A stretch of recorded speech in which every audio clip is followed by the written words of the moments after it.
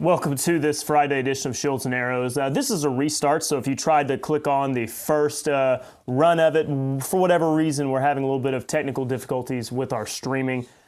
This may crash, so if it does, I'm recording now, okay? So I'm just going to keep marching forward. I'll get this episode recorded, and then I'll upload it to you if it starts to break down, okay? Because there are some important things we're going to talk about, whether it is the presidential election or is matters of the state of Christianity in our country. These are all extremely important things that I want to be discussing with you because I think a lot of churches are confused in how we study the Bible. I think a lot of Christians are confused on what exactly our gospel even is. Believe it or not, I know it seems like that would be the one thing that we're all on the same page and understand, but not exactly the case. I think that we have some confusion in that as well. So I want to clear things up because good theology helps us have a good, strong understanding of the Word of God and then the world going on around us.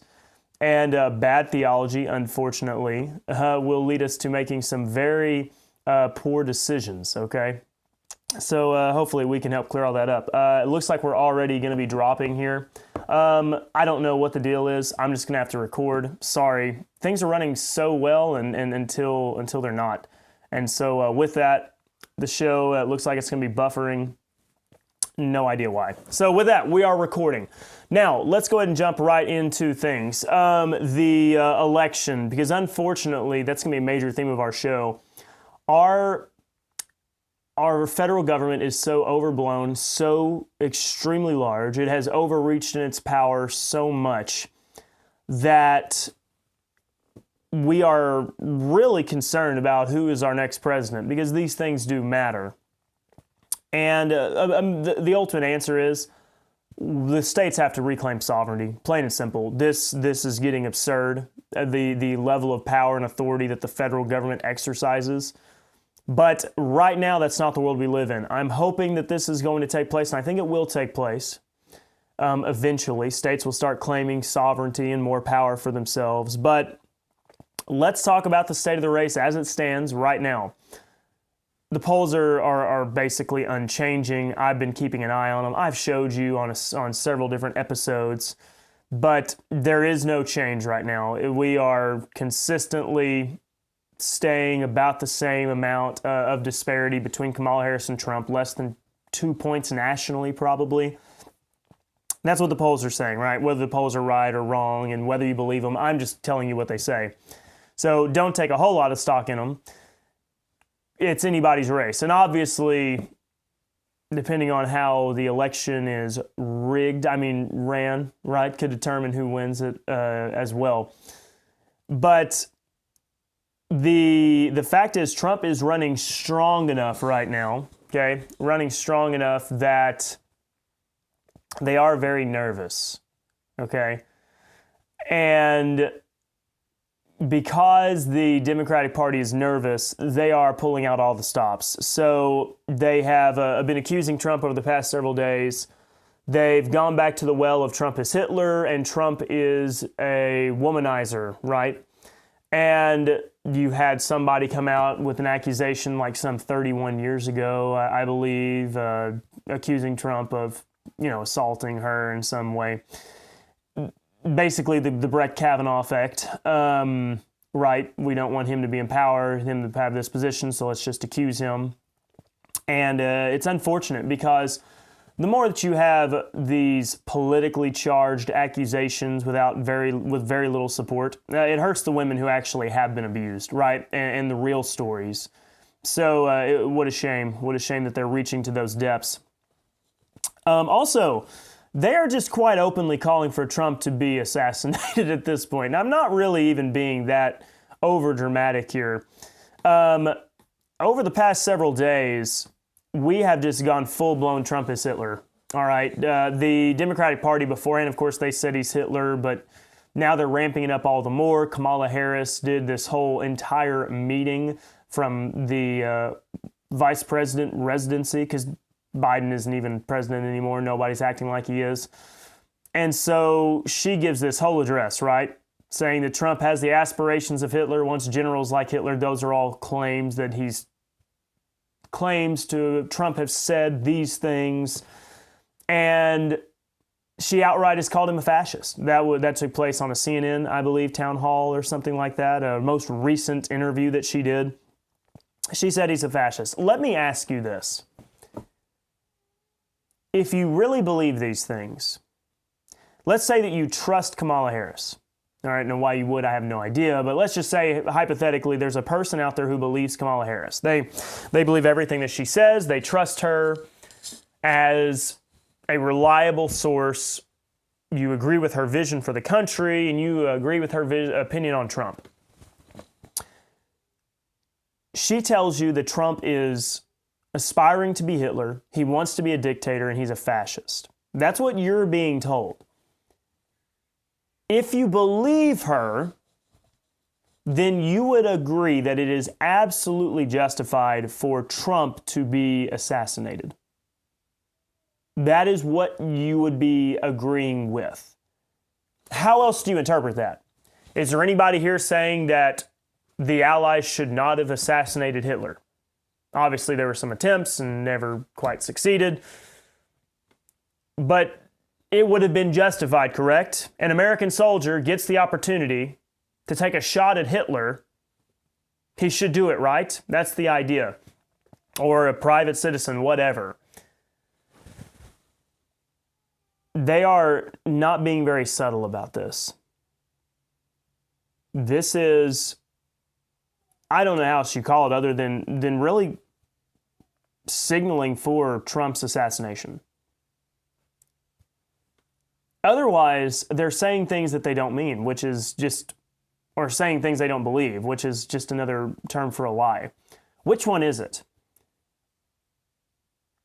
It's very telling. Let's say that there's another assassination attempt this week. We certainly hope that's not the case, but another person tries to kill Trump. If Kamala Harris goes out and says, we do not condone political violence, we do not condone this behavior, we're glad that Trump is okay, we're glad that he's safe, that is contradicting what she said about Trump being a fascist. That's contradicting what she said about Trump being Hitlerian, because you're comparing him to the worst possible thing, right? We don't compare people to the devil anymore. Michael Knowles pointed this out in his show. We don't even do that because Hitler is actually the ultimate epitome of true evil in this modern culture. If she comes out and says, we're glad that he's okay, you're saying you're glad that the devil is okay. We're glad that the devil is safe, that he wasn't harmed.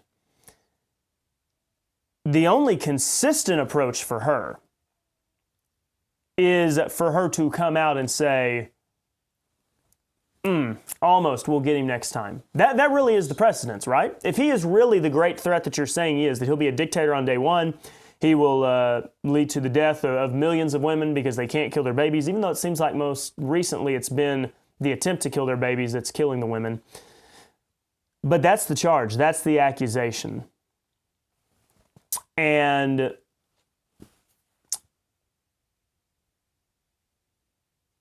I don't know what else you want, right? I do not know how much more they can say, Trump is Hitler, he's a fascist, he's a threat, and yet at the same time pretend like they do not support violence against him. The man's he's been shot once, they've tried to kill him a second time. The complete and total either blindness to what they're saying or they really do mean it, right? They really do mean it, and they just think that people are not going to pick up on it. I don't know. I don't know. I think some are actual believers. They really believe Trump is Hitler and support it. They would support him being assassinated, and they've proven it because there's people that are trying it. Alternatively, they're saying stuff that they don't mean. I think that Kamala Harris is going to be terrible for the country. I also don't think that she's going to try to... The only people that she's trying to kill outright are babies. But they've been trying to do that for a long time now, and with great success. But it seems like this is a touchy subject because for some reason, we have some people who are morally confused on this issue. So if we want to actually outright stop it, we're going to have to be politically savvy, which is kind of what Trump has been lately. So we'll keep an eye on this. Don't be surprised if there's not another attempt on Trump's life because of the language that they're using. Speaking of Harris and killing babies, here's a rant that I'm going to go on for a moment. All of these evangelical churchgoers who are saying, I'm going to sit this out. There is not a single candidate that represents me. Trump is not a true Christian because of what he's done, or even I'm not supporting Trump because he's not for an outright abortion ban across the country. Let me address those first. Yes, Trump is right now, he's not for a national abortion ban. He's saying send it back to the states, and he's even saying, well, if I was to vote, I don't know, 6 weeks is pretty early to ban abortions. Trump has shown a little bit of wavering on this matter. What's your alternative? What is your alternative? Because just the other day, this is from National Review, okay? It's not like this is some extremely conservative position. As far as I know, the National Review is not an extremely conservative group, but maybe they are a little bit more conservative leaning. I need to maybe look up the National Review and just see. Let's just look and see and do a quick internet search and see what it gives us. Okay, so the National Review is a more American conservative magazine, so I redact that. I gotta be careful about just saying things, right? Which is why I try to fact check myself as often as I can. But this is coming from National Review. So they are conservative, bringing this up. With that being said, here is it doesn't even matter because these other liberal media are ignoring it, but it's all on record. We have this on tape, okay? So this is coming from National Review, who I will say now is a more conservative group. Thankfully, we have a decent number of conservative media, so I'm not able to keep track of just all of them all the time. But she said Tuesday night, and this was, I believe, the NBC interview with Hallie Jackson. So Harris was on NBC, an interview Tuesday night. She was asked about exemptions for abortion due to religious issues, right? So like Catholic churches or Catholic hospitals. Are you going to force Catholic hospitals to perform abortions? This is what Kamala Harris said in regard to a religious exemption on abortion. She said, I don't think we should be making concessions when we're talking about a fundamental freedom to make decisions about your own body. Okay? That is the Kamala Harris position. Her position is there is no concessions in regard to abortion. So, all of you evangelicals who are clutching your pearls, all of you evangelicals who are saying Trump is not truly a Christian, and you know what? The Democratic Party is at least, compassionate. They may be misguided, but they care about the helpless migrant, right? They care about the mothers, because conservatives just want the babies born. They don't care about the mothers. That's a false charge, I think. I don't see it in conservatives that we only care about the babies being born. Here's your alternative. Trump is saying, let's not force abortion down upon every single state and let them vote. That's right now as good as you're going to get from the conservative platform. Because states like Kansas, Georgia, like those are areas in which the abortion topic is a hard-fought area, right? Even Oklahoma, there's a lot of people who want to change the current laws that Oklahoma has, because Oklahoma effectively has a ban on it, right? So here's your alternative. Either you back Trump, who says send it back to the states, or you have Kamala Harris that says I'm going to make the Catholic hospital pay for abortions and perform abortions. I'm going to make Catholic doctors and nurses, right? Nuns. I'm going to make them perform abortions. That is the position. It is completely and totally indefensible. And if you are sitting out of this election, if you're saying, I'm not going to vote because I don't like my choices, you are morally blind. You're morally blind. It's plain and simple. Because in Kamala Harris's world, she wants you to have to support abortions. You pay for abortions. That is the world that she wants you to live in. Give me a break. Get off your moral high horse. You probably don't even understand the Bible very well anyways, okay? So before you think that you can cite passages of Scripture from Jesus' ministry, what was Jesus' ministry even for? Romans chapter 15, verse 8, I believe, for I say unto you that Christ was a minister to the circumcision, fulfilling the promises made to the fathers.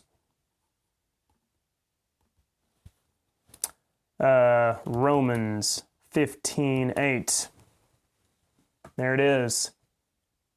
When you start trying to just apply all the teachings of Jesus, realize there's a context there, and it's a Jewish context. And people like Tim Walls and whatnot want to stand upon certain cherry-picked passages of Scripture without any regard to the context and try to use them against us. It would be an absolute shame. Because here's what you need to realize, people. The president picks Supreme Court justice nominees, candidates for the Supreme Court for the Senate to vote on and approve. It would be a shame if evangelicals sit out and then the Democrat Party either stacks the court or appoints liberal justices that then force you to pay for abortions. How ignorant is that? You have no moral ground to stand on. Do not sit at home. Get out of the chair and go vote. Go vote for a conservative who is at least not going to force you to murder babies. Okay? That's what we're dealing with. That's where we're at right now. That's the world we live in. Give me a break. All right? Give me a break. Don't give me the whole, there are no moral sides to choose. One side is for forcing abortions. The other side is saying we're at least going to let the states decide. Just saw the fact that some of you are still following along, because I am technically going live so you can chat, and I know you can hear me talking a little bit. Don't worry, the full recording is going to be uploaded and you'll be able to hear me and see the whole thing. But I like Dr. Campbell's comment here. I've always found it interesting that all the people who favor abortion have already been born. Yes, absolutely. You know, the liberals say, we want to give voices to the voiceless. We, speak truth to power. You will not speak up for those who really don't have a voice. Because the ones who truly don't have a voice are these babies that are being aborted constantly.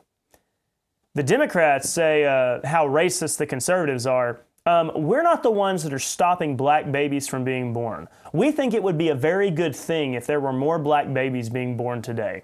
Okay, that's our position. What's yours? What is yours?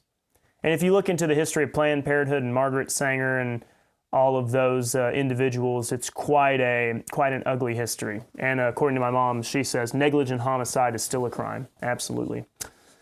Okay.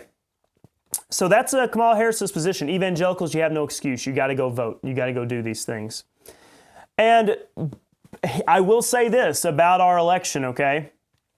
The Dems want to win so badly, and I want to win too, okay? I want Supreme Court justices that are conservative. And what I want is, here's what I really want. I want justices that are not going to force the murdering of babies across the country. But what I also want is I want Supreme Court justices that are going to defend sovereignty of states when this comes up, because get ready. Get ready. That is the next fight that's coming. The sovereignty of states versus the federal government. Okay, that's where we're headed.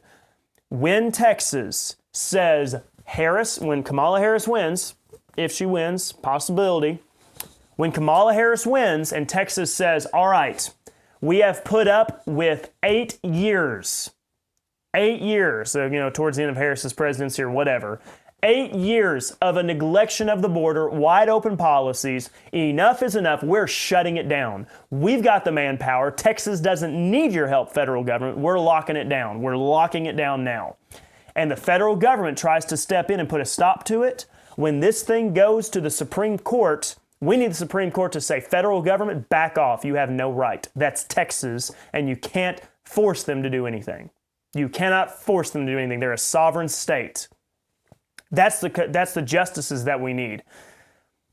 I want conservatives to win, so we have those kind of justices. Right now, I don't know how many justices we really have that'll do it. We need even more conservative justices than what we got. All right? If I could make every single justice, oh my goodness, my mind's gone blank. I can picture him. I can't. Clarence Thomas. If I could make every justice Clarence Thomas, I would. Clarence Thomas for President King if he wants to be. He's a great thinker. He's a conservative, all right? He's a traditionalist in those principles. That's what we need. But the Dems want to win so badly. I do not know if our national elections are legitimate anymore. They may be compromised. I don't know. And what's frustrating is they don't have to rig this on a national scale. They can do it on a county scale. All it takes is a few counties in Pennsylvania and maybe counties in Georgia to completely throw this whole thing. That's all it takes. It's not national. They don't have to rig it nationally. They don't have to rig it statewide. It just is a few counties. And it completely would compromise our national elections. What's going to happen with the mail-in ballots? What's going to happen? How many illegals are going to cast votes? How many? I don't know. How many are going to be able to get their votes cast? How many votes are going to be tossed out? These are things that we don't know. So this is why I'm saying, because our national elections are potentially compromised,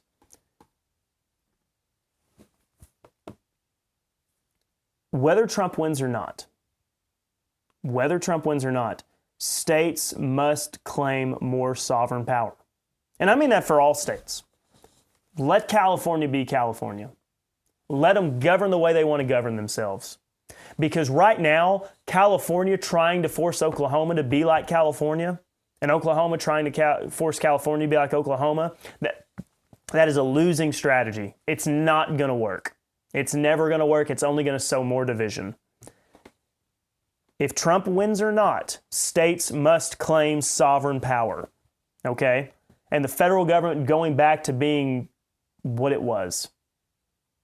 Okay? A contract drawn up between the states. If he does win, California will. California is going to claim more sovereign. If Trump wins, California ain't going to hardly do a single thing that Trump wants, most likely. So that's already on the table. States like Minnesota probably aren't going to listen to anything that Trump does. Liberals do it all the time. Conservatives are going to have the backbone to do it. If Harris wins, conservatives better get on board. If Harris wins, Texas, Oklahoma, Florida, those conservative states, they need to say, all right, this has been a long time coming. We should have done it a long time ago. We're sovereign. You try to make us do what you want us to. And some people would say, well, that's succession or secession. Not really. I think it's just going back to what the Constitution was. The federal government's way too big. All right? It's way too big. It's not what it should have been. What it is today is not what it should have been. People don't understand it. I need to read some more on the original vision of what the country was, but more people need to read it. Because this massive overreaching federal government that can cram down laws upon the states that trump the Constitution of the states is wrong. States must reclaim their sovereignty. And that needs to happen either way, because otherwise it's just going to result in us being at each other's throats. Our senators and representatives, they don't fight for the state. They don't represent the state anymore. They don't lobby for the state. They're trying to push agendas. It's all about forcing agendas on each other. That's what it is. Congress should be about states' rights, okay? Lobbying for the state, representing the state. Our federal government's too big, it's too powerful. We have got to make some major course corrections very soon. And it's going to have to happen either way, whether our guy wins or the Democrats win. All right, now moving on. Let's talk about a very interesting and recent event that has unfolded. So there is a very famous, very well-known pastor known as David Platt. You probably heard of him. I've talked about him before. David Platt, relatively younger guy still. He's probably late 40s at this point. Probably late 40s. And he was really an up-and-coming poster child for the SBC. He is a reformed guy. He was the president of the IMB for a time, major proponent of foreign missions. And all that sounds really good. He has a ministry called Radical. He has a book called Radical. And the entire focus is what was Jesus' ministry like, and what do we need to be doing? Basically his entire premise is everybody needs to be living for the purpose of missions. In a lot of ways, foreign missions. He supports the local churches as well, but his big thing is, going to all the nations. And he uses Jesus' earthly ministry as the template. Now, there's some problems with that doctrinally, because we know that Jesus' message was not our message today. His message was to Israel concerning Israel matters. So to use Jesus as a template for going to all the world is actually kind of interesting, because he didn't go to all the world. He preached to the Jewish people regarding Jewish things. But David Platt became the pastor of McLean Bible Church. McLean Bible Church is one of the most famous churches probably on the East Coast, at least. If not one of the most famous churches. It's right there in Virginia. Let's just get a map pulled up for you really quickly. So McLean, Virginia. Here it is on a map. And you'll see, or McLean. I keep calling it McLean. McLean. But look right here. This is how close all this is.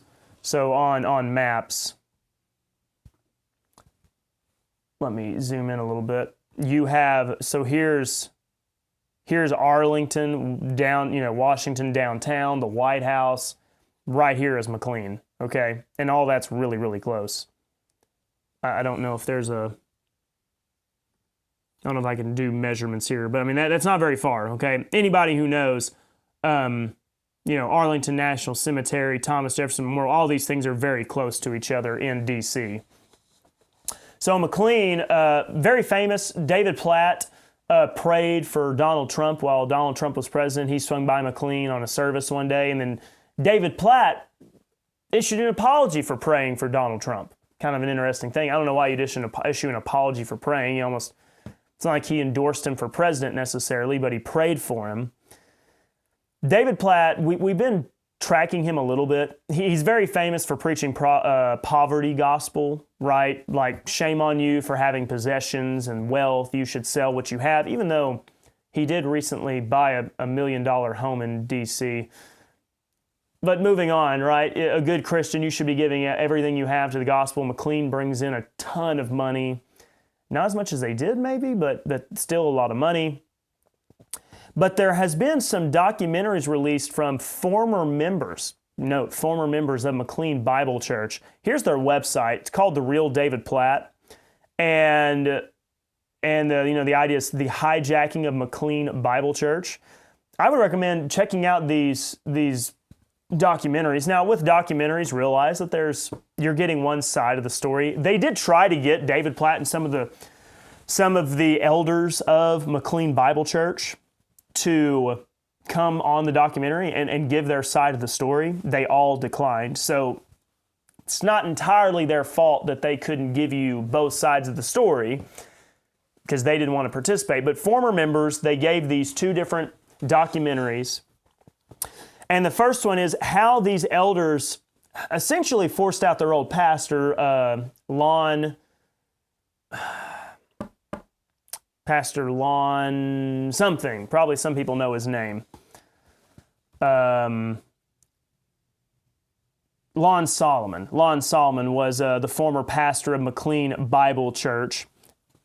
I mean, I think that McLean is just standard evangelical in a lot of ways. They in their church constitution, they would be independent. They were founded in like the 80s or something, 70s, maybe a little bit earlier than that. But they really started blowing up in the later 80s and 90s. And Lon Solomon was one that oversaw a lot of that. So with that being said, David Platt comes in, really kind of woos them because he's an emotional guy. He speaks with a lot of conviction. It's almost like that pleading, right? He's like, it's almost every sermon is desperate. Like he's desperate for you to understand what the Bible says. And if we really believe it, we've got to do this, we've got to do that. If we want to glorify Jesus, this is what we've got to do, church. Like he's very, very emotional. He really tries to. It's a pleading, desperate cry that a lot of his sermons are, and so he obviously probably appeals to people on an emotional level. So he comes in, becomes their pastor. Lon Solomon's kind of forced out, and David Platt comes in, and for a little bit he's kind of walking the straight and narrow, but then he very, very quickly starts to go off into. Like when BLM comes along, he starts getting into critical race theory, Black Lives Matter, things like that. And so he starts preaching about racism from the pulpit and all of this. So there's that, bringing on some pastors who are very social justice warrior-esque in their line of thinking and even their sermons. And David Platt basically gets to the point where he's accusing these Christians in this church, right? These church members of being racist. If you're white, you're inherently racist. It's critical race theory. It's what they're teaching. It's their platform. It's what they believe. And so the church members start getting pretty disenfranchised because they don't like being told that they're racist from the pulpit, all the time. And then as things progress, they also notice that there's some, and I'm giving you the condensed story. Go watch the documentary, okay? Go watch the documentary, the David Platt documentary here, therealdavidplatt.com. Okay, go watch these and it'll give you the full story. But the church starts to realize, hey, there's a lot of money that's being allocated to other funds. Like there's the admin, funds and box funds. Where is all that going? And the church leaders, David Platt and the elders, they're an elder-led church. The elders are voted in and everything. They're not being very upfront about it. Turns out they're giving a ton of money to the SBC. Yeah, that's right. McLean is not supposed to be affiliated with church denominations, and the SBC claims they're not a denomination, but you and I kind of all know, and I'm speaking as an SBC pastor. I've said it before. All my congregation has to say is, we want to dissociate, and I'll say, okay, that's fine. But right now, the congregation, I'll do what I can for them. So the SBC turns out David Platt has basically taken the SBC or the McLean church and turned it into an SBC church without the congregation's consent. because they're doing a lot of work with the SBC, donating to the SBC. They even have messengers for the SBC. You're an SBC church, and McLean's constitution says we are going to remain non-affiliated, right? We're not associating with those churches. And therefore, they realize they're in violation of Constitution. David Platt's in violation of the Constitution. And they're sending all this money, right? Dark money. Don't really know what its purpose is. They're not being very clear about it, but it turns out they're funneling money to the SBC, the IMB, all these things. And against the Constitution, at least allegedly, right? They're saying in this documentary, this is against the Constitution of our church. David Platt denying it and everything. Well, that's not the only thing. Also, he goes to bring in some elders, voting them into the church and bringing in leadership. And these are all SBC-affiliated guys, and a lot of them are critical race theory guys, right along lines with David Platt and his sermons. And church has a lot of concern. A lot of members have concern. Well, when the vote comes up, they don't get the successful 75%, or at least they say it's too close to call. We'll have to table this vote to another time. Well, all of a sudden, one Sunday after their official congressional meeting, they just go into congressional meeting after a service, after worship. And the next thing you know, people are voting on these elders. They weren't really notified. And furthermore, their own names are on the ballots because the church said, well, we have people voting who aren't technically members. Granted, this church is in the thousands in membership.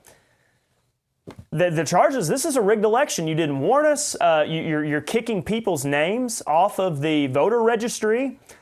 And what do? They end up having this quick vote without warning people. It's not a normally scheduled meeting. And they just force these elders in. And that's even against church constitution, because if you fail to vote in somebody, you can't immediately turn around and try to vote them in at the next meeting. So, long story short, David Platt hijacks McLean Bible Church and is forcing his own will upon them.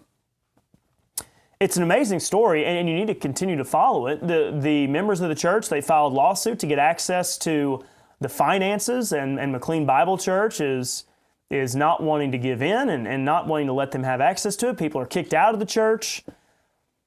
Really an ugly situation. And this is coming from a guy who says, we just want to love Jesus. We just want to serve Jesus. You should be giving up all of your funds, right, to support the church. You shouldn't be living in excess. You should be living in poverty for the sake of the gospel. Meanwhile, his church, McLean Bible Church, is funneling money not only to the SBC, but to his private ministry, Radical. And he's affording homes, and he's traveling to all these foreign places, doing missions, because he definitely doesn't need to get away from the church. It's an ugly, ugly situation. And when I was in college, people were treating David Platt like he was the next great hero of the faith. When I was in the church ministries, everybody was reading Radical, which was his book. He's just a left-wing activist. That's all he is. I don't recommend reading it because it's not worth reading, but in 2020, he came out with a book called Before You Vote. And the entire premise of that book is, I know that the Democrats support abortion, but the Republicans don't love their neighbor because they're not for social programs and critical race theory and DEI, social justice. He's just a left-wing activist. And the fact that David Platt has been elevated even in the SBC tells you a lot about the SBC. And I am warning you right now, and I know that we have some members that may be watching right now. We're giving money to the cooperative program. We don't really know where some of that money is going and what it's being used for. And I know that's scary because we're just so comfortable with the idea of, we're very comfortable with the idea of the cooperative program. I think something's going to change. In 10 years, something big may come, and something is going to need to change, I think. I don't know if we can support missions without them. The David Platt, I do not think, is some exception. He came out of the IMB. He came out of the SBC. I think there's some corruption going on. I think people are making money off of it. I think people are being dishonest in where the funds are going. And they may be using it for mission purposes, but it may be to fund what they want. And there's an agenda that money's going to. And I don't know that when churches affiliated with the SBC are giving, the offerings are going to what we would consider an agenda we can all get on board with. The pastors that the IMB is planting, the doctrine that is being promoted, the allocations that are being made, I don't know that we'd support it. If we get right down to the ground level and we see what's being taught in these churches, what these missionaries are teaching, and here's the truth, there's some great missionaries out there, and that's a shame. That's what a shame is, because I know some personal people who are working with the IMB and national missions, and they're great people. They are. And they come from amazing churches and amazing families, all right? As far as their churches, maybe they don't have our theology, but they love the Lord, and they're striving to serve Him and honor Him. But the organization as itself has some problems. I think that we need to be prepared that if something happens with the IMB and the cooperative program, keep in mind who's over there, because they may need our help, right? And it may reach a point where churches, like independent fundamental churches, they don't give to an organization, they give to the actual missionaries, right? Maybe a more direct support would be more beneficial, right? Like your church sponsors a missionary and you support that missionary. Maybe that's a much better solution. It's really ugly and it's a real shame. It's also a real shame that you can't necessarily sit in live with us, because actually our internet's caught up now. I don't know if it's a seasonal thing, if things are going to get better. I certainly hope it gets better, because Starlink is what I'm going to be using at the church. So somebody commented, sent me a message yesterday saying Elon Musk is too busy campaigning with Trump to make sure Starlink's running correctly. I don't know. We'll see. We'll see. I don't know if it's the time of the year or what. Anyways, that brings us, to the close of my comments for today. Go watch it if you would like to kind of get a better idea of what's going on with McLean. But unfortunately, I think that McLean is probably just another victim, because that approach has been done in other places as well. Good churches, and I mean good, not necessarily their theology is all that great, but they're doing Bible study, they're trying to honor the Lord, trying to do it honestly. They're getting hijacked by Calvinists. They're getting hijacked by Calvinists, for one, and they are supporting these massive cooperative programs. And I don't know how honest and straightforward these cooperative programs are and where all the funds are going. It's a major problem. We got to get small, all right? Small government, small churches, small missions, okay? Because small missions can do big things. Militias came together and formed an army that took on the British Empire, okay? Small churches, I think, can be successful and more successful. That's why small churches are the tip of the spear. Go watch that show again, that episode, if you haven't watched it. And hopefully more people can see it. I need to make another one. And go out and vote.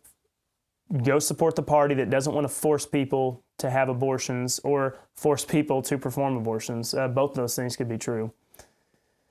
Because right now we're saying, well, nobody's being forced to have an abortion yet. We'll see. All right. That brings us to an end of this week of broadcasting. I'm going to try over the week. I'm going to talk to my good friend Nathan, see if there's anything that I can do, okay? Starlink, I need your help here, okay? Help me out. We're actually doing really good right now. Connection's strong, coming through loud and clear. You can hear me. But what I'm going to do is I'm going to upload the rest of the video in its full form. That way you can watch the whole thing later if you want to, and it's not all skipping and jumping around. But thank you all for watching. Have a great weekend. This is Shields and Arrows, where we defend the faith, the family, and the fellowship. I am Pastor Mark Baze. We're going to be teaching the Bible on Sunday, and we'll be back to broadcasting on Monday through Friday, last week before the election coming up. Hopefully we can have some states stand up and stand against our overreaching federal government. Y'all have a good rest of your afternoon. Thank you.